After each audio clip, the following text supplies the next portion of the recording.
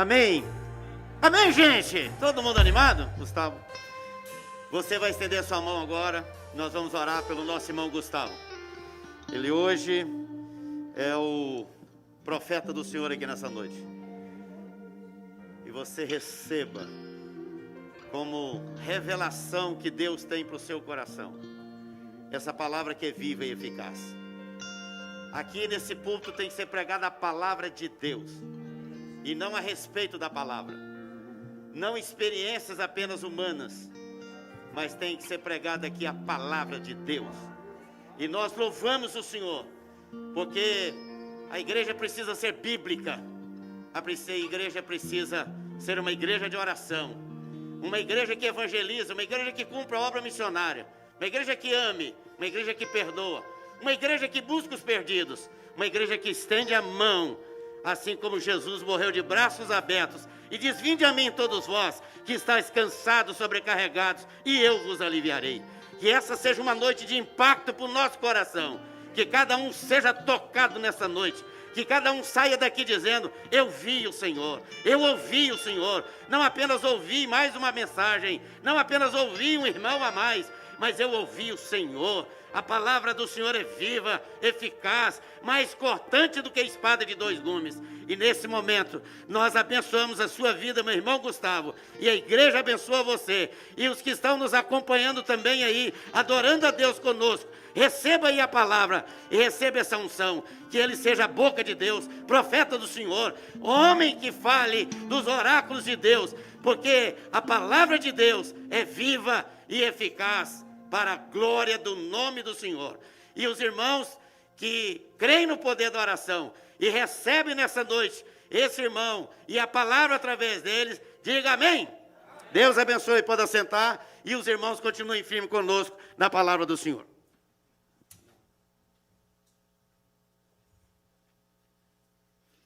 Boa noite, igreja. A paz do Senhor. Vocês podem abrir a Bíblia de vocês no livro do Êxodos, capítulo 12, versículo 3. É tão bom ver vocês aqui, é tão bom que a gente ainda pode reunir 15%, com todas as medidas e protocolos. É bom ver vocês aqui, é bom ver você que está em casa, que o Senhor abençoe vocês. No domingo passado, o pastor Seni falou sobre a Páscoa, foi o domingo da ressurreição, e eu gostaria de resumir o sermão do pastor Seni em uma frase que ele falou que me marcou muito. Não deixe de tomar a ceia por causa do seu pecado, deixe o pecado para tomar a ceia. Em outras palavras, não deixe de ter comunhão com Jesus por causa do pecado, mas deixe o seu pecado para que você tenha comunhão com Jesus. Isso foi marcante, e isso é o que a Páscoa é a salvação individual nossa. Mas hoje, nessa semana, a gente vai falar da Páscoa e a salvação para a família. O tema da mensagem é a Páscoa e a família, o projeto de Deus na família. E vocês vão ver no texto, que o texto é muito claro, versículo 3. Falai a toda a congregação de Israel, dizendo: aos 10 deste mês, cada um tomará para si um cordeiro, segundo a casa dos pais, um cordeiro para cada família. Eu quero que você repita comigo: um cordeiro para cada família. Um cordeiro para cada família. Desde o Éden, quando Deus criou Adão, ele olhou para Adão e disse assim: não é bom que você esteja só. E é muito importante lembrar que no paraíso estava tudo perfeito. E ainda assim Deus falou: olha, tem uma coisa que ainda não é bom, que você esteja só, não é bom, eu vou te fazer uma companheira.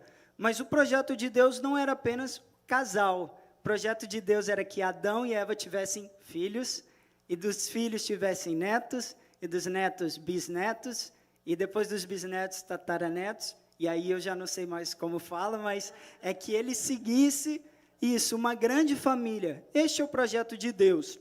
O pecado veio, mas o projeto e a palavra de Deus não mudou. Ele repete para Noé: ide, sede fecundo e multiplicai. E vocês veem que no texto tem um cordeiro para toda a família. Então Deus quer salvar as famílias que se perderam. Deus quer salvar as famílias que o pecado adentrou. Deus tem um plano de redenção para as famílias. Deixa eu ilustrar isso. Noé, o mundo teve um dilúvio. Todas as famílias da terra foram dizimadas. O mundo não se viu mais, porém uma família foi salva, a família de Noé. Cornélio, o grande centurião Cornélio, quando ele teve um encontro com o anjo disse assim: vai e chama Pedro, o apóstolo Pedro. Pedro tem palavras de salvação para a sua família. Cornélio chamou Pedro, ele colocou toda a sua família para ouvir a palavra de Deus. Eles ouviram a palavra de Deus e eles foram salvos, cheios do Espírito Santo. A prostituta Raabe, a fé de Raabe salvou a sua família. Jericó foi destruída, mas Raabe e a sua casa, pela obediência, pelo temor e pela fé de Raabe, a sua família foi salva. E é muito digno de nota, gente, que Raabe não só teve a sua família salva, como Raabe fez parte da família do nosso Senhor e Salvador Jesus Cristo. E é esse o objetivo de Deus. É muito simples, mas muito profundo.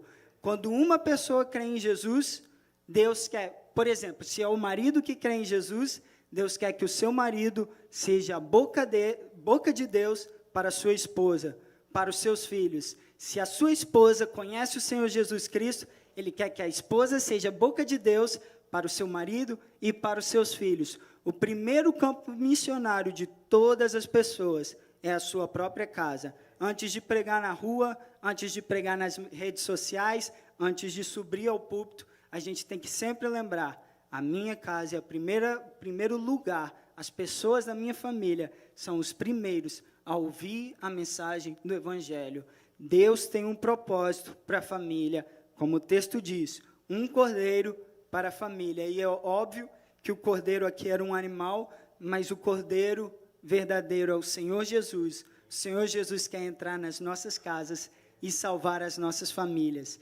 E abram, por favor, no versículo 26, mantenham no texto, que nós vamos ver o segundo ponto. Êxodos 12, versículo 26, nós vamos até o versículo 28. Quando vossos filhos vos perguntarem, o que é isso? Que rito é este?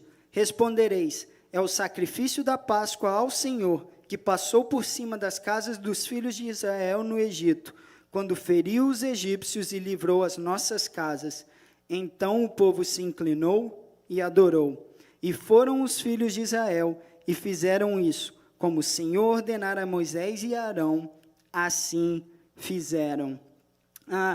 A obediência dos pais é o segundo ponto. Eu vou repetir que esse é muito, mas muito profundo, gente.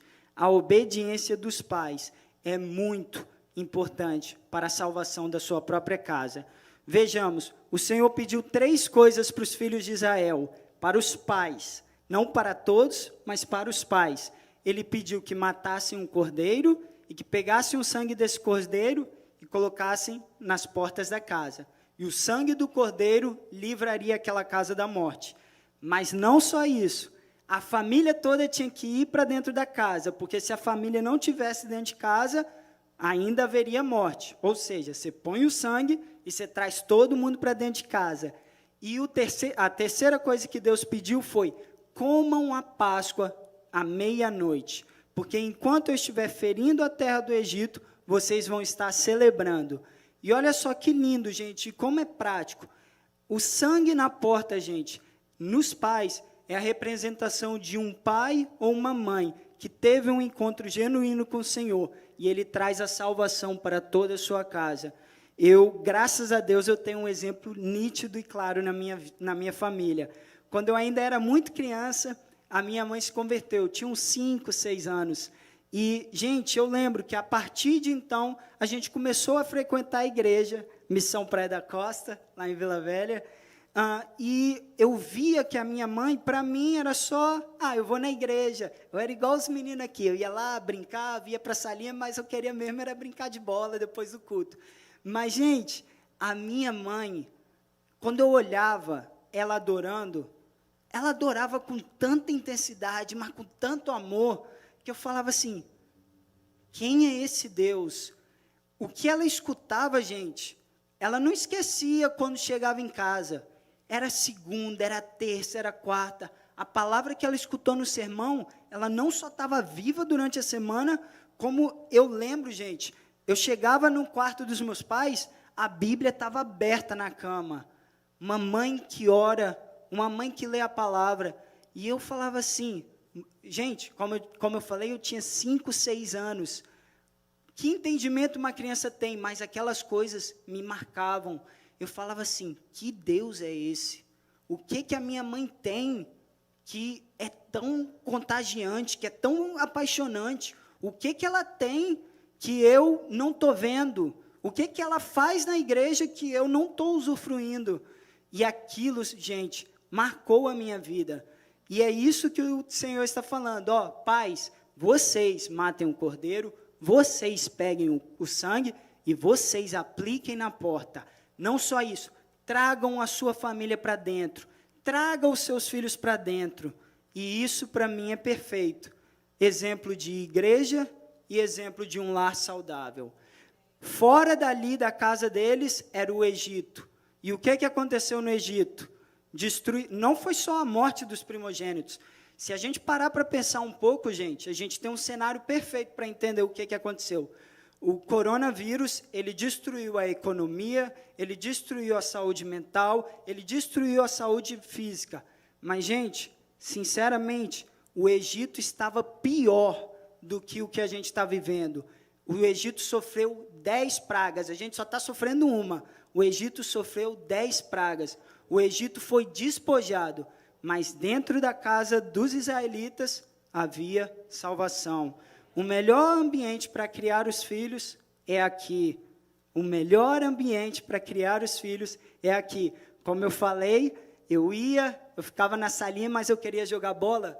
Mesmo assim, gente, eu aprendi demais, demais, demais. Todas as vezes que eu escutava os professores, todas as vezes que eu via o louvor, que eu participava do louvor, todas as vezes que eu tomava a ceia, eu fui batizado quando eu ainda era criança, tudo aquilo não só marcou a minha vida, mas tudo aquilo era Deus cuidando de mim. E a terceira coisa que Deus pediu aos pais foi, celebrem a Páscoa. E isso é muito importante no tempo que a gente vive. A TV tomou o nosso tempo, o trabalho tomou o nosso tempo, a nossa agenda tomou o nosso tempo. E eu nunca esqueço a frase de um professor que me disse assim, a gente tem tempo para tudo, mas para as pessoas a gente não tem tanto tempo. Jesus, ele tinha tempo para as pessoas. Ele orava muito, ele lia muito, e ele tinha uma missão que eu e você não conseguimos imaginar. Mas mesmo assim, na agenda de Jesus, ele tinha tempo para as pessoas. E, novamente, eu fui muito abençoado no meu lar. Apesar dos meus pais trabalharem, eu lembro que eu almoçava constantemente com eles. Eles sacrificavam 1 hora ou meia hora, 40 minutos. Vila Velha é bem pequeno, então assim, é mais fácil de locomover. Mas eles sacrificavam o horário de almoço deles para almoçar com os filhos deles em casa. Jantar, a gente só jantava quando os pais chegavam. E a gente podia conversar.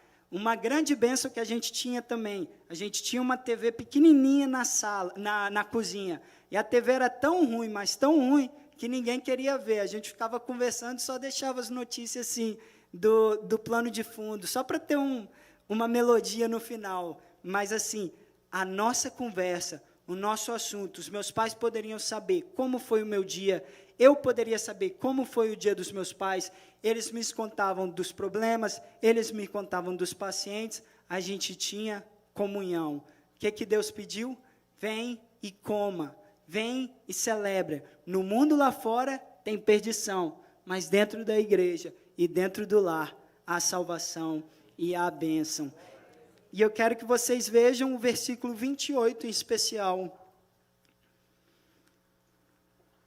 E foram os filhos de Israel e fizeram isso, como o Senhor ordenara a Moisés e Arão, assim fizeram. Percebam que a palavra está no plural, os filhos de Israel. Deixa eu parafrasear. E foi cada família e fez tudo como o Senhor pedia. E é esse exatamente o terceiro ponto. O terceiro ponto é muito lindo, é a igreja. A igreja é a grande família de Deus. Nós temos a nossa família natural, nós temos pais, mães, irmãos, sobrinhos, primos e tudo mais. Mas a nossa grande família, a família que é eterna, a família que vai ficar para sempre, é a família de Deus. E eu quero que vocês abram Romanos capítulo 8, no versículo 31. É o cântico de vitória da igreja. E antes da gente ler esse cântico de vitória, e eu vou minimizar as minhas palavras justamente ao que o texto vai falar, porque o texto vai falar coisas lindas. Mas antes eu quero falar um triste fato. Estima-se que mais de 50% dos cristãos deixaram de se congregar durante o coronavírus. Eu vou repetir. Estima-se que mais de 50% dos cristãos deixaram de se congregar durante a pandemia do coronavírus. E olha só o que o texto quer nos dizer. Jesus morreu pela sua igreja. E Jesus deseja que a sua igreja esteja caminhando junto. O dia que eu estou aflito, eu quero chorar com o meu irmão. O dia que eu estou alegre, eu quero me alegrar com o meu irmão. O dia que eu estou confuso, eu preciso de uma palavra de Deus, do meu irmão. Eu preciso de um conselho de um sábio. Eu preciso do conselho do meu pastor. Que bom, quão bom e quão agradável que os irmãos vivam. Não estejam, mas vivam em união. E olha só, Jesus comprou a sua igreja com sangue. É isso que nós estamos falando sobre a Páscoa. Olha só o que o apóstolo Paulo fala sobre a igreja e sobre a obra de Cristo para a igreja. E eu limito as minhas palavras às palavras da Bíblia. Que diremos, pois, à vista dessas coisas? Se Deus é por nós, quem será contra nós? Aquele que não poupou o seu próprio filho, antes por todos nós o entregou, porventura não nos dará graciosamente com ele todas as coisas? Quem intentará acusação contra os eleitos de Deus? Ou melhor, quem intentará acusação contra a igreja do Senhor? É Deus quem os justifica. Quem os condenará? É Cristo Jesus quem morreu, ou antes, quem ressuscitou, o qual está à direita de Deus e também intercede por nós. Quem nos separará do amor de Cristo? Quem vai separar a igreja do amor de Cristo? Será tribulação? Será angústia? Será perseguição? Será fome? Será nudez? Será perigo? Será espada? Como está escrito, por amor de ti somos entregues à morte o dia todo, fomos considerados como ovelhas para o matadouro. Em todas estas coisas, porém, somos mais que vencedores por meio daquele que nos amou, porque eu estou bem certo de que nem a morte, nem a vida, nem os anjos, nem os principados, nem as coisas do presente, nem do porvir, nem os poderes, nem a altura, nem a profundidade, nem qualquer outra criatura poderá separar-nos do amor de Deus que está em Cristo Jesus, o nosso Senhor. Nem essa crise pode nos separar. Este é o projeto de Deus para a igreja. Como eu disse, o melhor lugar para os seus filhos, para vocês e para mim está é a igreja do Senhor, ao qual Ele comprou com o próprio sangue, ao qual Ele ressuscitou por ela. Eu espero que vocês já tenham sido e estejam sendo abençoados, mas me permite agora ser muito, mas muito prático na minha mensagem. Eu gostaria que vocês abrissem a Bíblia no livro dos Hebreus, capítulo 5. Nós vamos ler 2 versículos ali e eu concluo a minha mensagem. Hebreus capítulo 5, versículo 7 e versículo 8. Quando eu li esse versículo, gente, a minha vida foi transformada. Eu tomei o que a gente chama no Canadá uma wake-up calling. E no Brasil a gente chama, brasileiro é mais sisudo, tomei um tapa na cara. Versículo 7. Ele, Jesus, nos dias da sua carne, tendo oferecido com forte clamor e lágrimas, orações e súplicas a quem o podia livrar da morte, e tendo sido ouvido por causa da sua piedade, embora sendo filho, aprendeu a obediência pelas coisas que sofreu. Eu vou repetir isso. Embora Jesus fosse filho, ele aprendeu a obediência pelas coisas que sofreu.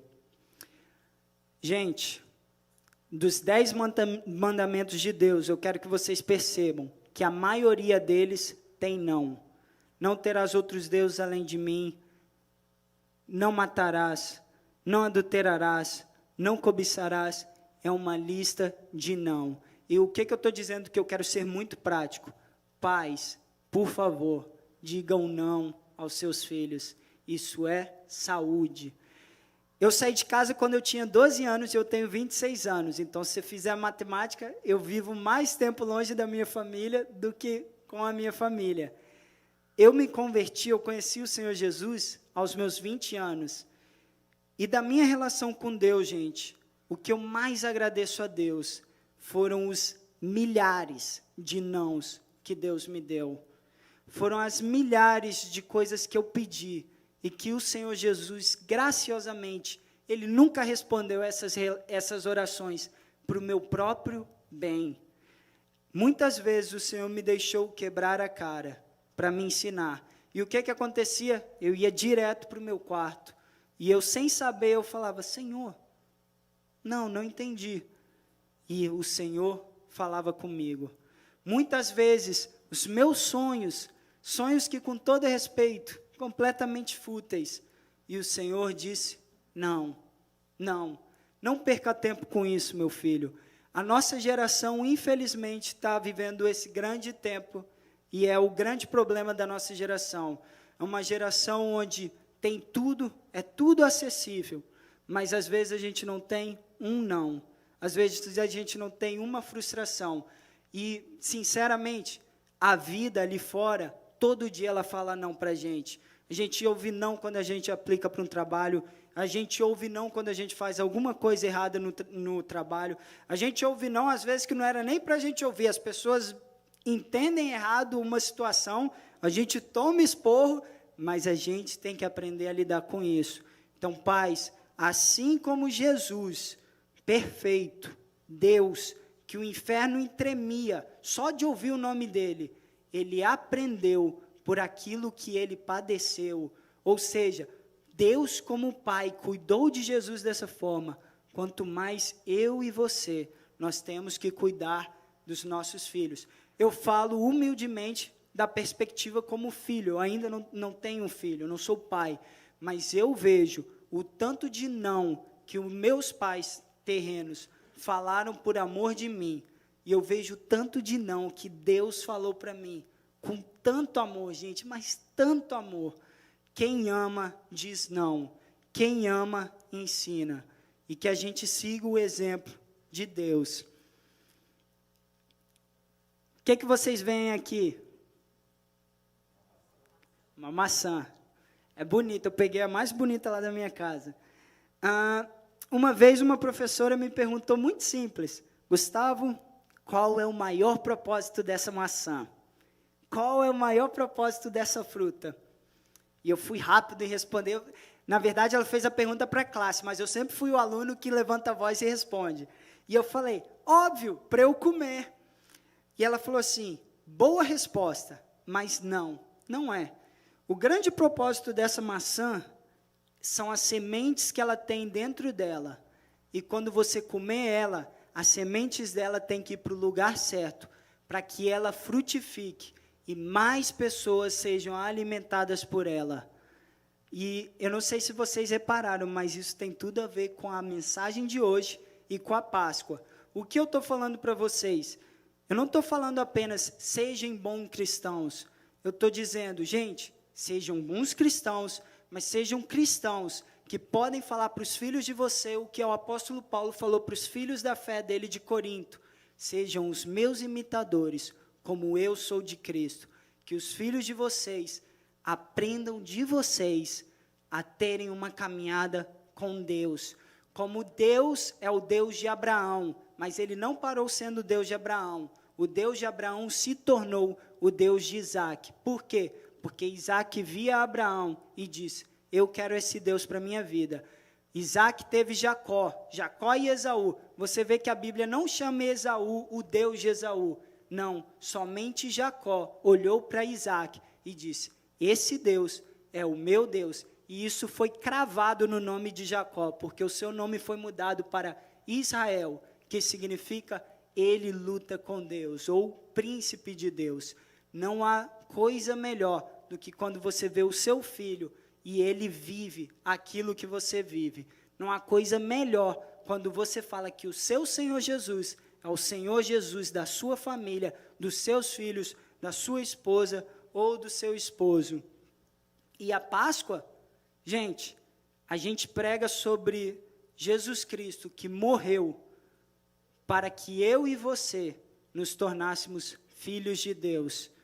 A gente prega num Jesus que morreu e ressuscitou para que eu e você tenhamos vida e vida em abundância, vida eterna, para que eu e você sejamos chamados amigos e filhos de Deus, irmãos de Cristo, e todos nós irmãos. A minha professora estava certa, embora eu creia que a minha resposta foi muito boa, mas ela disse,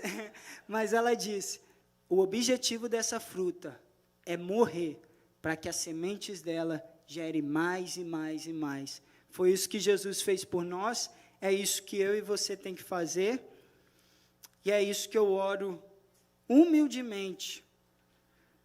E enquanto eu não tenho filho natural, eu quero fazer com quem o Senhor me der a oportunidade de fazer. Mas quando eu tiver os meus filhos, eu espero fazer com os meus filhos, porque eu tive esse exemplo em casa. O relacionamento da minha mãe com Deus impactou a minha vida. E quando eu me converti, gente, eu não queria ser só ir na igreja e ser um cristão. Eu falava, eu quero ter essa intimidade com Deus, eu quero ser apaixonado por Jesus do jeito que essa mulher é. E graças a Deus, estamos indo aí, graças a Deus, e que o Senhor nos abençoe, para que todos nós venhamos viver isso, e que isso seja contagiante. Em nome de Jesus.